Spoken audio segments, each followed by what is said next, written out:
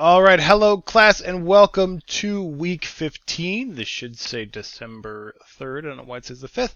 Anyway, so welcome to week 15, which is our final actual week of the semester. So what that means is that everything is coming to a head, obviously. As you'll remember from my email last week, your Ignite presentation is been pushed back. It is now due this Friday, which is the 7th, and the final version of Project 4, the written portion, is due on Sunday. So what this means is there's not a whole lot going on in terms of new content, obviously, but I am here if you have any questions regarding those. Now, by now you should have pretty much everything back from me, blogs and all that kind of stuff. The only thing you might that I'm still kind of completing is that midterm reflection from a while ago. Again, I kind of like to grade this as I work through your other projects just to see, just to kind of track your progress and kind of help me anticipate what you might write about in Project 5. But we'll talk about that later. So a couple things that I want to touch on in regard to Project 4. Now remember I uploaded a video, I think last Thursday or whatever, walking you through an example of an Ignite presentation. So if you remember, it was just a series of slides on PowerPoint. These are just background images, or maybe some of the slides would have some detail, some research or whatever that might help you flesh out your discussion. But again, really what the presentation component is just an opportunity for you to talk to me about the things that you've been doing in Project 4. Talk to me about who you interviewed. Talk to me about what they said. Talk to me about the questions that you asked them. We're going to call these your research methods. What did you do? How did you do it? Who did you talk to? What did you find out? And then the written portion of the assignment is really just kind of analyzing and looking at the three genres that are important to your community. Just for the sake of conversation, let's go ahead and look at the assignment sheet one more time, field-based research. And so if we look down here at the minimum requirements, 3 to 4 pages, double space for the written component, and you're just giving the 5 to 10 minute Ignite presentation. Now, all of this will be done in your presentation and in your written portion. So, for example, organize your paper using the categories listed above. And these would just be the categories that we talk about. Where are we? Up here. And so we're thinking about like the genre knowledge, rhetorical knowledge, subject matter. So what I mean by this is organize your discussion of each genre based on these categories. So like, what does the genre look like? How is it contributing to the field? Why does the field use it? How does the field use this particular genre? What does this genre tell us about the field?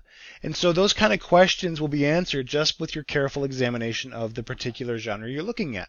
So for example, if we were going to look at the patient history form for the medical community, we could do all of this. We could tell that, based on just looking at this, we know what is important to this community. We know that, for example, what's important is history, age, current health, past health issues, stuff like that. And what's not so important is maybe, someone's, favorite taste in movies, for example, right? So the idea is that this genre cuts right to what is important for your community. And so you could do this by looking at an academic article from your community, by looking at the citation style in the article, for example. If we're looking at something with APA citation and then we see that after each source is used, there is a date listed, we can tell that, okay, for this particular community, knowing when something was published is really important. Obviously, we're going to see this in the sciences because we don't want to be referencing a study that was done 50 years ago. It's probably not relevant anymore. However, if you went over into English, we wouldn't really care when something was published because something that was written 500 years ago is just as valuable for discussion as something that was written yesterday. Okay, so in this case, in that particular case, the author's name would be listed. And so by looking at an article in the English community, we would know that, it's more important to understand who said something rather than when they said it. So by looking at the various components of the genre, we're gonna start to answer some of these questions. So what does it look like? How is it functioning? How is it contributing to the community? Those kind of things. And so that's how you will organize your written portion. So genre number 1, who, what, when, where, and why. What does it look like? Genre number 2, same thing. Genre number 3, same thing. For your presentation, you'll talk us through who you interviewed, what they said, the kind of questions you asked, how they responded, the things they recommended. Just talk us through the conversation you had. And the slides, the presentation part that you're speaking over will just be pictures, images, any kind of evidence you want to bring in that helps you illuminate those points. So that is Project 4 in a nutshell, and that is where we are going for our final week. Now, while I've got you here, I want to take a minute just to talk through a couple housekeeping things. I have received a couple rough drafts from people that just want some extra feedback. I will be getting those out to you in the next day or so. And then in terms of student evaluation forms, the way an online class works is that you will receive an email. I believe that's how it works, an email from the department asking you to fill out the form. If you could please fill that out, just provide me some feedback on the class. It really helps us make this a better course. So any kind of input you have would be wonderful. So keep an eye out for that email, which should be going out soon. If you do have any questions this week, any concerns, any comments, I am here for you, especially as you wrap up what is kind of a weird, maybe an unfamiliar style of assignment. And so I am all ears to anything that you need from me.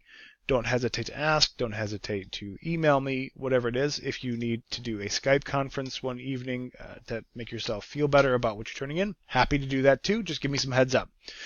So that's going to do it for me for right now.